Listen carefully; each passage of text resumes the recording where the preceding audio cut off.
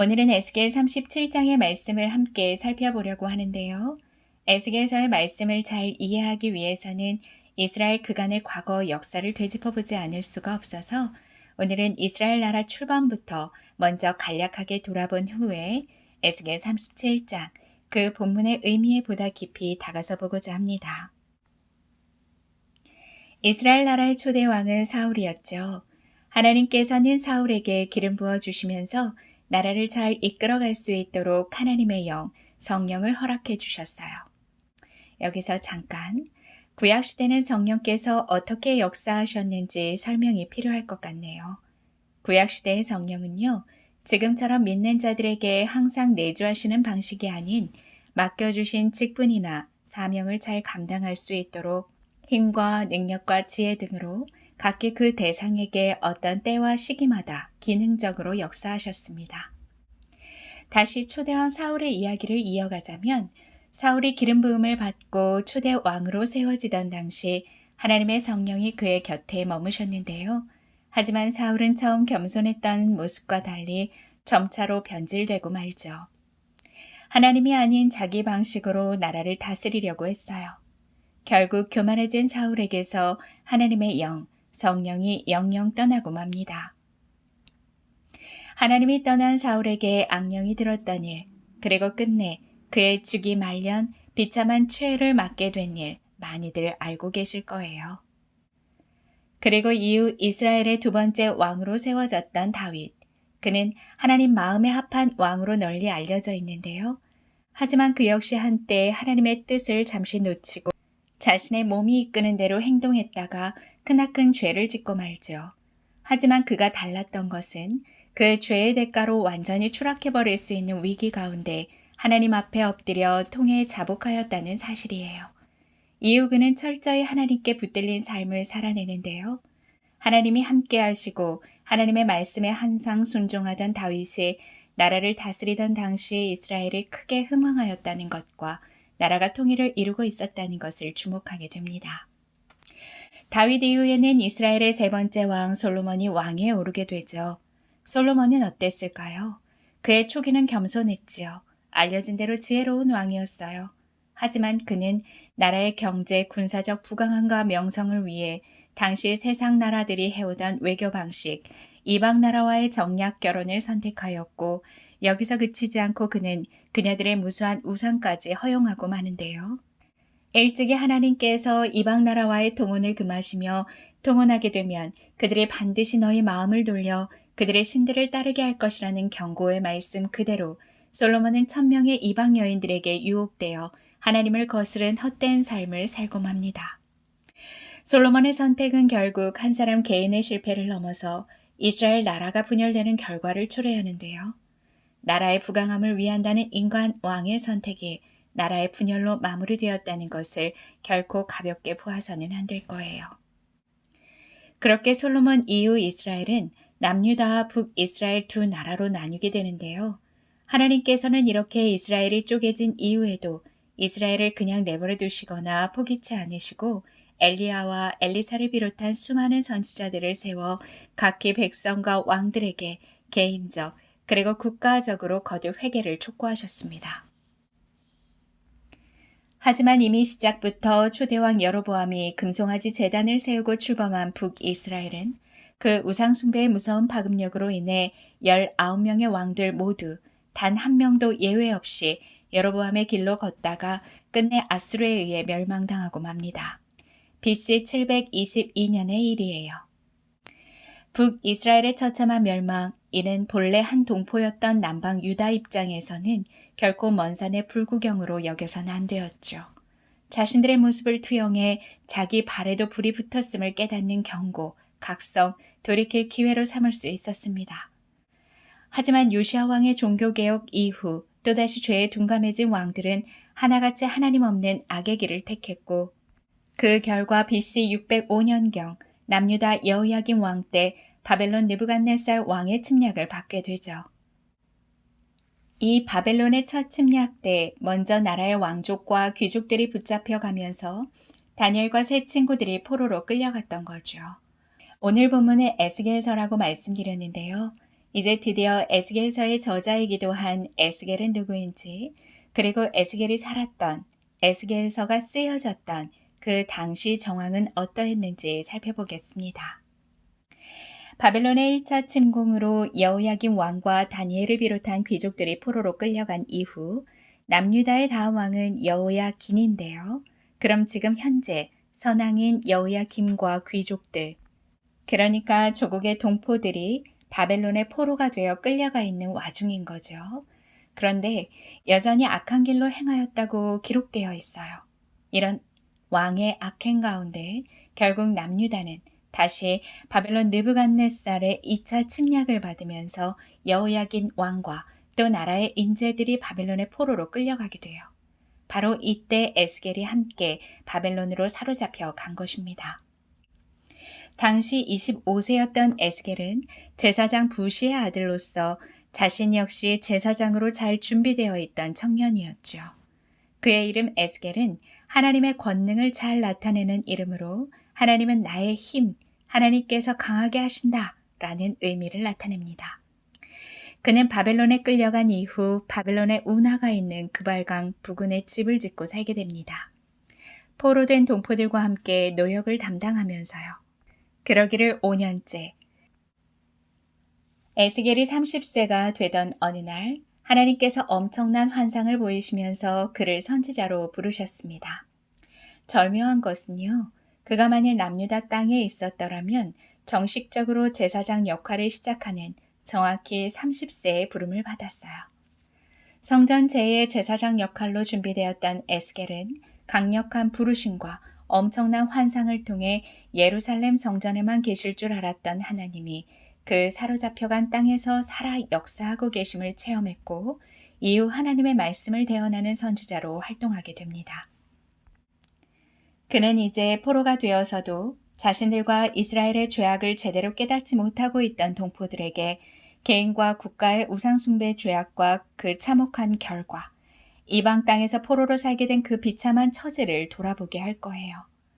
굳은 마음을 가진 백성들에게 하나님의 말씀을 전하는 일은 결코 쉬운 일이 아닐 겁니다. 하나님께서는 백성들의 완악함과 에스겔이 느낄 무력함을 아시고 더욱 강력한 말씀의 대언자로 준비시키기 위해 하나님 말씀이 빼곡히 적힌 두루마리를 먹으라고 명하셨어요. 분명 슬픈 노래와 온갖 탄식과 재앙의 글이 빼곡한 쓰디 쓸 줄로만 알았던 말씀 두루마리였지만 이를 먹자 그토록 입에 달 수가 없었어요. 그것이 신비로운 하나님 말씀의 세계를 잘 말해주는 것 같습니다.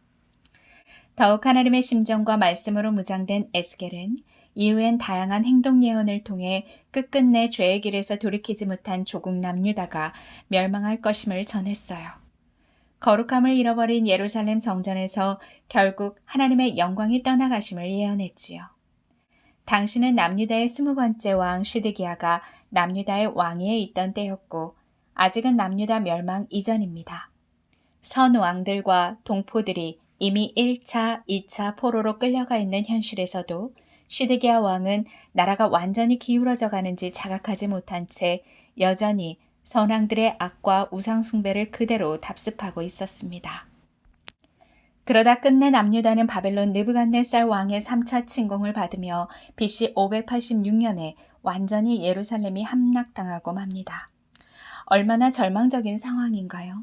돌아갈 고국 땅이 이제 완전히 없어진 것이에요. 그런데 그 소망을 도무지 찾기 어려운 그때 하나님이 회복을 말씀하시기 시작하세요. 지금까지 예루살렘의 심판을 전하게 하셨던 하나님이 남유다가 회파된 이후 이제 에스겔을 통해 소망의 메시지를 전하게 하십니다. 고향 땅 예루살렘이 완전히 초토화되었는데 참목자를 세워 다윗 왕궁을 일으키신다고 말씀하세요. 안 그래도 굳어있던 그들의 마음에 고국의 멸망 소식까지 듣게 되었으니 그 소망의 메시지가 들리지를 않았을 거예요. 그 예언을 전하는 에스겔도 힘을 잃기 쉬운 상황이었죠. 주님은 보다 강력한 메시지를 주시는데요. 바로 에스겔 36장의 말씀입니다. 맑은 물을 너희에게 뿌려서 너희로 정결하게 하되 곧 너희 모든 더러운 것에서와 모든 우상숭배에서 너희를 정결하게 할 것이며 또 새 영을 너희 속에 두고 새 마음을 너희에게 주되 너희 육신에서 굳은 마음을 제거하고 부드러운 마음을 줄 것이며 또 내 영을 너희 속에 두어 너희로 내 율례를 행하게 하리니 너희가 내 규례를 지켜 행할지라. 내가 너희 조상들에게 준 땅에서 너희가 거주하면서 내 백성이 되고 나는 너희 하나님이 되리라. 이런 강력한 회복의 메시지를 하나님께 듣고 또 백성들에게 대언하게 된 에스겔이 이번엔 하나님의 권능하신 손에 이끌려 순식간에 어느 장소로 이동하게 되는데요. 그가 주의 손에 이끌려 온 곳은 어느 골짜기, 그곳엔 흉측하게 말라버린 해골들로 가득하였습니다. 놀라서 뼈들을 바라보고 있는 에스겔에게 하나님께서 물으셨어요. 사람의 아들아, 이 뼈들이 능히 살 수 있겠느냐? 에스겔은 대답합니다. 주님이 아시나이다. 주님이 말씀하셨어요. 너는 이 뼈들에게 대언하여라. 너는 그것들에게 전하여라. 너희 마른 뼈들아, 너희는 나 주의 말을 들으라. 내가 너희 속에 생기를 불어넣어 너희가 다시 살아나게 하겠다. 힘줄이 뻗치게 하고 살을 입히고 살갗으로 덮고 생기를 넣어 너희가 다시 살아나게 하겠다. 그때 비로소 너희는 내가 주인 줄 알게 될 것이다. 에스겔은 하나님의 말씀 그대로 마른 뼈들을 향해 대언하였어요. 마른 뼈들아, 여호와의 말씀을 들어라. 그러자 요란한 소리가 나기 시작하더니 뼈들이 서로 연결되기 시작합니다. 그리곤 하나님의 입에서 선언된 말씀 그대로 연결된 뼈들 위에 힘줄이 뻗치고 살과 살갗으로 뒤덮였어요. 그러나 아직 그들 속에 생기는 없었습니다. 에스겔은 이어서 하나님이 주신 명령에 따라 말씀 그대로를 대언했어요. 너 생기야, 사방에서부터 불어와서 이 살해당한 사람들에게 불어 그들이 살아나게 하여라. 이내 하나님의 말씀 그대로가 대언된 그 자리에 사방으로부터 생기가 불어와 마침내 그들 속으로 들어갔습니다. 그러자 그들이 곧 살아나 제 발로 일어나 서는데 엄청나게 큰 군대였어요. 주님이 에스겔에게 말씀하세요. 너 사람의 아들아, 이 뼈들이 바로 이스라엘 온 족속이다. 그들이 말하기를 우리의 뼈가 말랐고 우리의 희망도 사라졌으니 우리는 망했다고 말한다. 그러므로 너는 대언하여 그들에게 전하여라. 내 백성아, 내가 너희 무덤을 열고 무덤 속에서 너희를 이끌어내고 너희를 이스라엘 땅으로 들어가게 하겠다. 너희 속에 내 영을 두어 이스라엘 땅으로 돌아가게 할 것이다. 그때 비로소 너희는 내가 주인 줄을 알게 될 것이다. 내가 말한 모든 것이 그대로 이루어진 줄 알게 될 것이다. 성경 말씀을 배워나가다 보면 성경 신학적으로 꼭 기억해 두어야 하는 용어들이 때때로 등장하는데요. 아브라함 이야기를 통해서는 여호와 이레라는 표현을 짚어보며 하나님께서 준비하신다는 의미를 갖는다고 말씀드렸어요. 오늘 함께 나눈 성경의 책 에스겔에서 꼭 기억해야 하는 단어는 여호와 삼마입니다. 그 뜻은요, 하나님이 거기에 계신다라는 의미예요. 오늘 다소 긴 내용임에도 불구하고 이스라엘의 초대왕부터 다루게 된 이유가 바로 여호와 삼마의 개념을 좀 더 다양한 인물의 예시로 생생하게 설명하기 위함이었어요. 서두에 말씀드린 대로 초대왕 사울은 기름 부음 받은 이후 겸손한 첫 모습을 금세 잃고 자기 뜻대로 나라를 경영하였죠. 그렇게 마음에 하나님을 모셔드리지 않는 사울 곁에 성령께서 더 이상 머무실 수가 없었고 결국 하나님의 영, 성령이 떠나가시죠. 하나님의 영이 함께하지 않는 삶의 초조함과 불안정함을 사울의 인생이 잘 말해주는 것 같습니다. 다음 이스라엘의 두 번째 왕 다윗. 잘 아시다시피 그는 사실 정말 크나큰 죄를 지었었죠. 그러나 그의 죄를 직면한 이후의 태도가 달랐기에 나락으로 떨어져 완전히 망가질 뻔한 그의 인생은 하나님 안에서 새롭게 빚어졌습니다.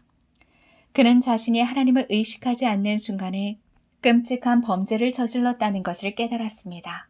그는 인생에서 하나님이 떠나가는 것보다 비참한 일은 없다는 것을 알았어요. 그랬기에 다윗은 시편 51편에서 눈물로 회개하며 이렇게 부르짖죠.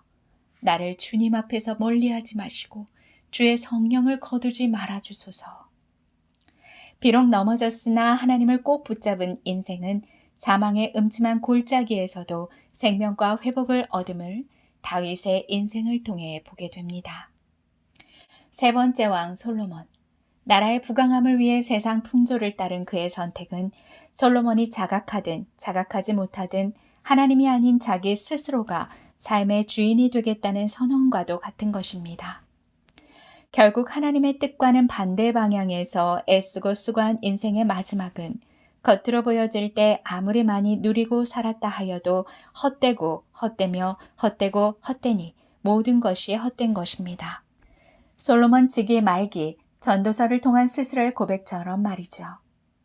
1000명의 아내도 그의 마음을 채우지 못하였고 많은 은금도 많은 병거도 결국 자신과 나라를 지켜주지 못함을 깨닫고 자신의 인생 회고록 전도서를 통해 잘못된 수고에 대한 뼈저린 후회와 함께 하나님 안에서의 삶이 으뜸임을 결론짓습니다.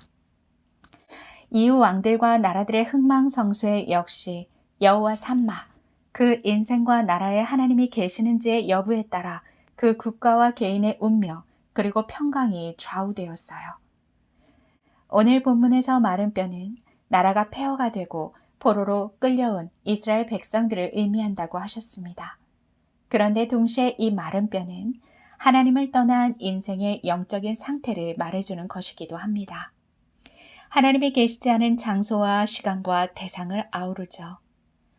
아담의 범죄 이후 영이신 하나님과 관계가 끊어진 인류는 영적인 죽음을 맞게 됩니다.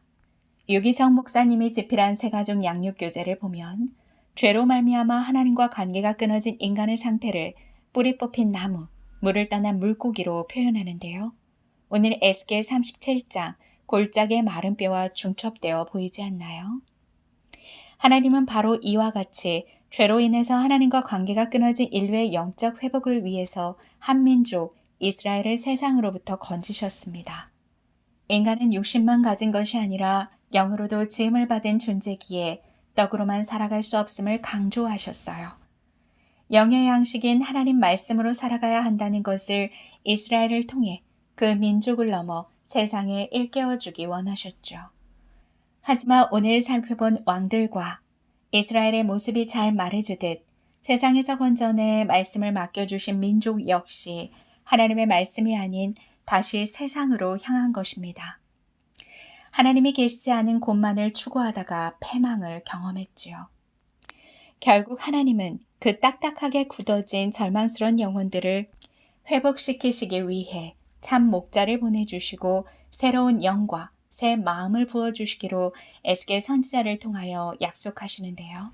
바로 그것이 예수 그리스도의 구속과 성령을 통한 온전한 영적 회복입니다. 사망의 골짜기에 도저히 살아날 것 같지 않던 저 마른 뼈들에게 하나님의 말씀이 선포되었을 때 뼈들이 연결되고 일어나 서는 것을 보았습니다. 하나님의 영 생기가 불어 그들 속에 들어갈 때 소생하여 극히 큰 군대를 이룬 것을 보았습니다. 그것이 하나님의 말씀과 하나님의 영이 거하는 곳에 일어나는 생명 회복의 실제입니다.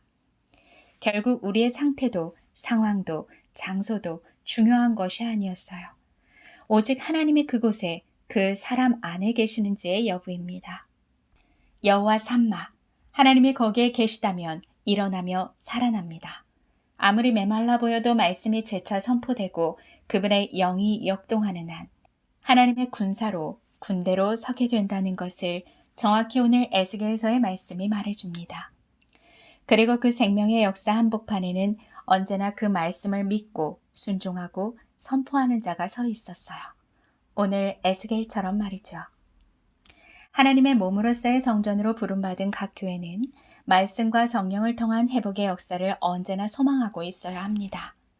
서로가 서로에게 성령의 역사하심을 기대할 수 있어야 해요. 우리는 늘 내 자신과 상대를 겉으로 보여지는 형편만으로 속단하여 쉽게 좌절하고 포기해버리지만 하나님은 우리를 다른 눈으로 바라봐 주세요.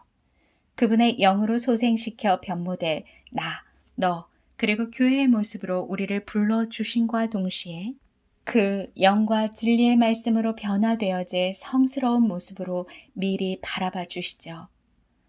물고기만을 평생 낚던 어부들에게서 사람을 낚아 교회로 일으키는 역사를 당겨서 믿고 바라봐 주셨듯이 죄인인 우리를 불러 미리 의인으로 간주하시고 그분의 신실하심으로 오늘도 지칠 줄 모르시고 성화시켜 나가십니다. 그러니 우리 역시 내 자신과 상대를 그리고 주의 몸된 교회를 그렇게 소망스럽게 바라봐 주어야 합니다.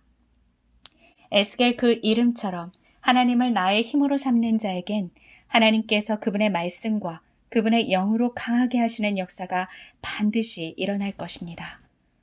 그 어떤 말라버린 인생도 그분의 영, 그분의 생기가 불어지면 살아납니다. 그 어떤 다 타들어간 불씨일지라도 그분의 말씀이면 다시 타오르게 될 거예요. 그러니 부디 그 믿음으로 자신을 대해주세요. 믿음으로 상대를 바라봐 주세요. 서로가 서로에게 말씀을 선포해 주세요. 주의 복을 빌어주세요.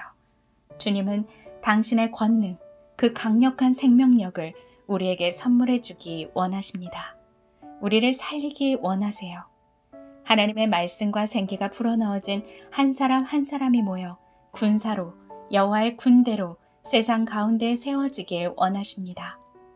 하나님의 영을 소유하고 산다는 것은 이렇듯 나의 삶의 회복을 넘어 우리가 만날 세상과 사람들을 바라보는 눈이 바뀌는 일이란 생각이 듭니다. 마치 성소에서 흘러나온 물이 죽은 사해바다마저 살리고 땅과 만물을 소생시켰듯 생명의 주체 되신 주님 안에서 잠자는 영들이 깨어나고 삶의 전 영역들이 살아나게 될 것입니다. 사람의 아들아, 이 뼈들이 능히 살아나겠느냐? 이것이 오늘 에스겔 마른 뼈의 살아남을 통해 여러분들과 함께 나누고 싶었던 살아계신 하나님의 역사입니다.